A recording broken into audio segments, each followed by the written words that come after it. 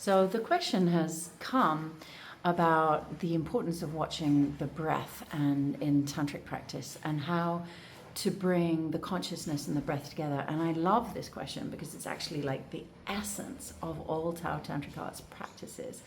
It's really the essence. The first, in the Vijnana Tantra, one of the big scriptures of Tantra, the first 4 or 5 sutras given are all about watching the breath. And there are techniques in there, like watch the inhale, watch as it turns and becomes an exhale, watch that momentum, watch the gap between the inhale and the exhale. There's different things to watch, but I want to speak into the more profound level, which is that when we are practicing watching the breath, we are actually uniting the physical and the spiritual together. We're bringing the mind together with the breath. We're bringing the witness together with the object.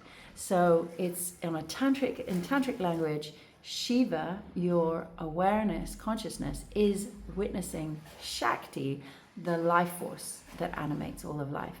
And as you know from like the tantric theory itself, the world is a unification that has split itself into a dualistic reality for whatever reason, and it's dancing itself back home again into unification by falling in love with it. So in Tantra they say falling in love, like that is Tantra, is the union. Like Shiva and Shakti fall back in love and return into that essential wholeness.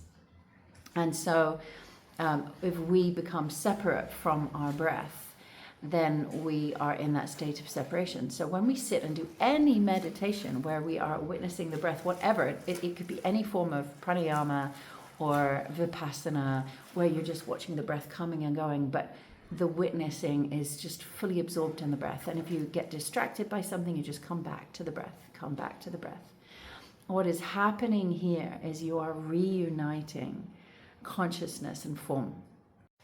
So in tantric theory, God, if you want to use these words, God is the consciousness and goddess is the form.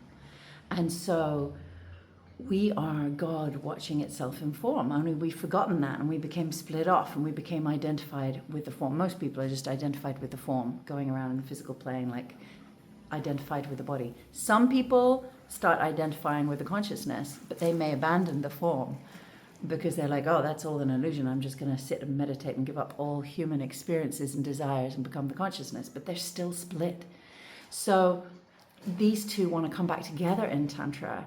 And so as we witness the breath, this is what we're doing. This is divine union.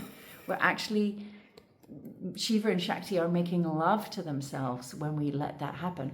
But I tell you what takes it a step deeper, and that is the heart.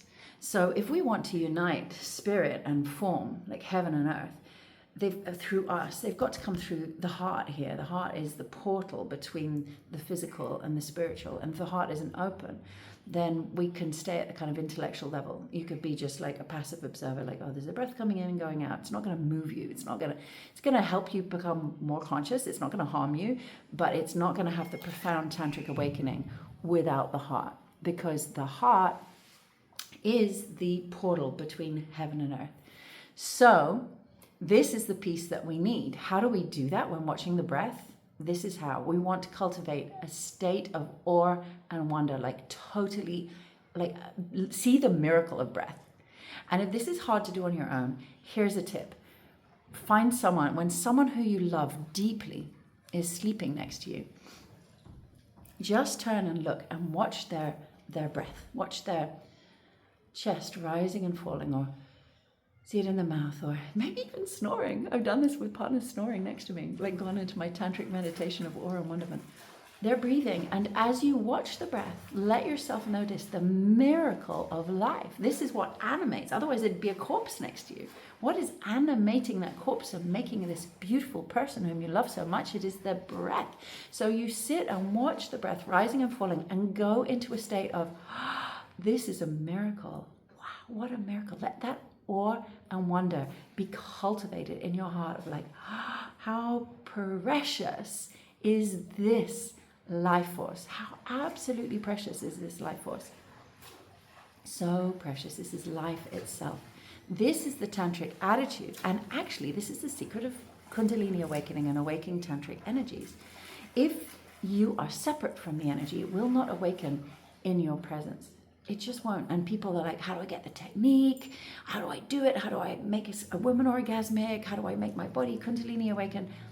None of it. There is no technique that will do that alone, because it is the heart that is absolutely essential. Without love, there is no Tantra. And so actually how we awaken energy is by worshipping it. We become devotees of Shakti. I'm a Shakti Tantrika, worshipping Shakti. Whether that's worshipping the life force in your partner's body as they sleep, worshipping the life force in your body when you realize, wow, this miracle of life moves through you. And then you see that all expressions of breath are worth worshipping, which includes emotions. Like when we have emotions, breath is moving, life is moving through us. Instead of trying to fix them or get rid of them, why not life is moving through. This is precious. This is precious. Worship the emotion. Feel the awe and wonderment. Like make a space in your heart. Feel the other person. Maybe they're in deep distress. Open your heart. Feel their grief. Feel their joy. Feel it with your heart. This is the tantric attitude that awakens energy. And the other one is sexual energy. Sexual energy, eros, is this life force. And when we cultivated this attitude of awe and devotion, instead of trying to possess that energy, extract that energy, get some of this energy, consume this energy, we worship this energy, right? We're like, here's the living goddess, here's the divine embodied in this form. We feel our own eros and we deeply, deeply worship it. There's a miracle moving in my loins. I worship it, bring my heart and my consciousness to this energy. In thus doing, we heal the sexual shadow. All of that shadow that we see, all of the porn and the abuse and the unconscious sexuality, that all becomes healed when we bring our love, our devotion, our consciousness back into union with our own sexual energy. It starts healing instantaneously and reuniting back into an integrated whole. And we can worship then, first you worship yourself, but then you can worship your partner's eros. You watch your partner dance and move, and instead of like, how do I get that? How do I consume that? Where you're like, there is the goddess before me. There is the God before me. I worship that. That is the miracle of life in its strongest form, the pure creative energy. Pure creation. What do we call God? Creation.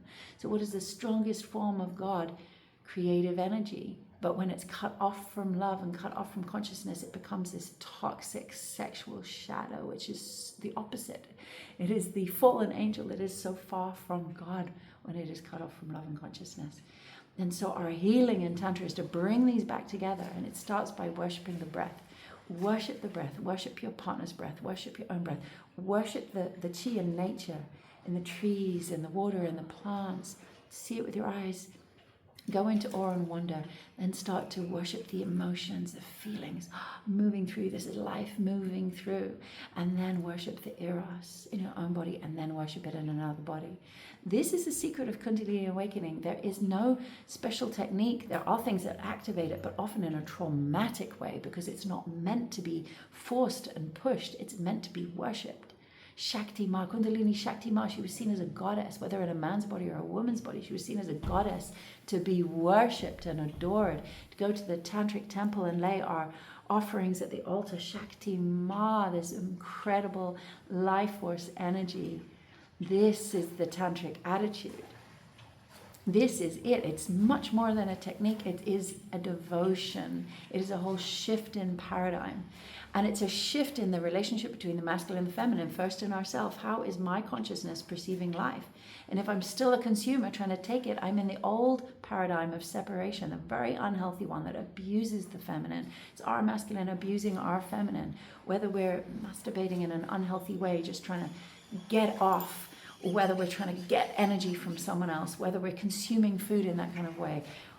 All of it is unhealthy because all of it is coming from separation. But when we bring our own masculine and feminine into union again, when we bring that devotion back, then we eat our food with devotion. Like, wow, this food, it came from the earth. like how beautiful it's going in my body, which is the embodiment of the divine. You know, we touch everything with reverence. We are in love with life itself. It's a whole paradigm shift that brings the masculine and feminine into lovemaking within us. And when it's in lovemaking within us, we make love to life. It's not about sex, it's about making love to life. This is the tantric attitude. So yeah, I got this question on our men's group actually, like, tell me about how to breathe. Like, how do I actually breathe? I'm seeing how profound this is. This is how to breathe. Breathe in devotion. It doesn't matter whether you're counting 1, 2, 3, 4, hold, 2, 3, 4, exhale, 2, 3, 4. It doesn't matter what count you're doing. It doesn't matter what technique, really.